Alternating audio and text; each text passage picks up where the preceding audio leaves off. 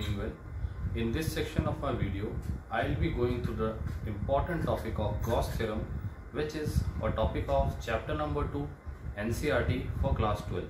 Now, Gauss law in electrostatics is very important as it is applied to very vast terms or very vast concepts in electrostatics. Now, what is Gauss theorem? First, we will go through the concept and definition of Gauss theorem. After that, we will be deriving the concept or the expression of Gauss theorem. Let us go through the statement. As the statement of Gauss theorem says, according to this theorem, the surface integral of an electrostatic field E produced by any source over a closed surface S. Closed surface S means through any surface through a particular area, you need to determine a particular surface S. This surface S is actually known as the Gaussian surface. Now, while taking count into this surface, you should remember that the net flux will only be contributed by the charge which is inside the surface. I am again repeating this point. The total flux will only be calculated or contributed by the total charge which is produced or which is available inside the surfaces. Any charge which is outside the surface does not contribute towards the total flux. This is what the concept of Gauss law is. And the imaginary surface that is being taken by us, we call that surface as Gaussian surface. So, for calculation of particular concept or particular expression, you should choose the Gaussian surface very carefully. Again, moving on to the definition, as it says, the closed surface S enclosing a volume V in vacuum, which means in short, the total electric flux over the closed surface S in a vacuum is 1 upon epsilon 0 times the total charge contained inside S. So, this is the statement. Depending upon the statement, we have written Gauss theorem in a very compact form as the total electric flux, which is equal to the surface integral field E through over element ds or surface area element ds is equals to 1 upon epsilon 0 times the total charge. Again, this total charge is the charge which is inside S. No charge will contribute to the total flux which is outside the surfaces. So, we need to give it a proof of this equation. The proof of this concept is very interesting. Now on to the next part. Let us prove this concept. So, as you can observe this figure, this given particular figure represents a sphere having center O and radius R. Consider a positive charge which is placed at the center O. As you have already known that the electric field due to a positive charge or lines of forces due to a positive charge is always going outwards. So we will utilize this concept in this expression. So considering a sphere with center O and radius R and a positive charge, point charge plus Q is placed at the center of the sphere. Therefore,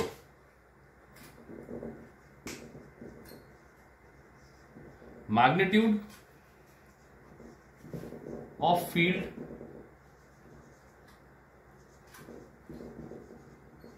on the sphere is given as E equals to Q upon 4 pi epsilon 0 R square.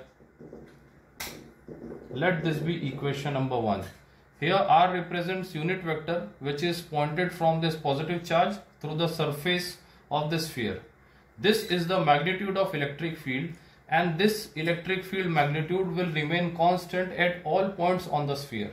The reason that all point on the sphere is at equidistance from the center, hence magnitude of this electric field will remain constant. Now, considering a small element, I am considering a small element ds onto the surface of the sphere. Therefore, this will act as normal to the sphere, giving the value of vector ds, and the direction of electric field through this element will also be extending outwards. The reason for this is you have a positive charge and the direction of field due to positive charge is outwards. So you can observe the direction between the electric field and the normal to the element which you have just drawn.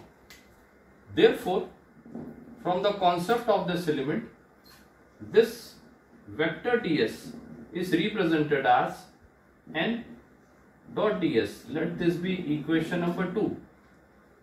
Multiplying both this equation, we have E dot ds equals to q upon 4 pi epsilon 0 r square unit vector r as the value of E, n dot ds as the value of vector ds. Simplifying this expression, we have E dot ds is equals to q upon 4 pi epsilon 0 r square dot ds r dot n. Now here you observe that r is a unit vector and n is also a unit vector. So the dot product of two unit vectors is unity. Hence we can take r dot n as unity. So what do we have? We have E dot ds is equals to q upon 4 pi epsilon 0 r square dot ds. Now taking integral over a closed surface, integrating it over a closed surface, you have E dot ds. Integrating it over a closed surface S, you have q upon 4 pi epsilon 0 r square integral of ds. Now what does this integral of ds represent? This integral of ds represents the total surface area of the sphere. Hence you can see that the integral of ds is equals to the total surface area, which is equals to 4 pi r square. Hence substituting 4 pi r square in place of integral of ds, what do we have? Q upon 4 pi epsilon 0 r square into 4 pi r square. 4 pi get cancelled, r square answer get cancelled. What do we get? Q upon epsilon 0, which is the required relation.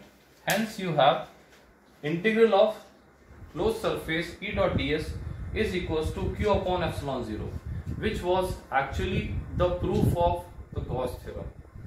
Again, important thing related to the concept of Gauss theorem, that while choosing the Gaussian surface, you should be very clear, because the charges inside the Gaussian surface will contribute to the total flux and charges outside will not contribute to the total flux. Hence, this was actually the concept and derivation and proof of Gauss theorem. I hope you have understood this topic well. Thank you.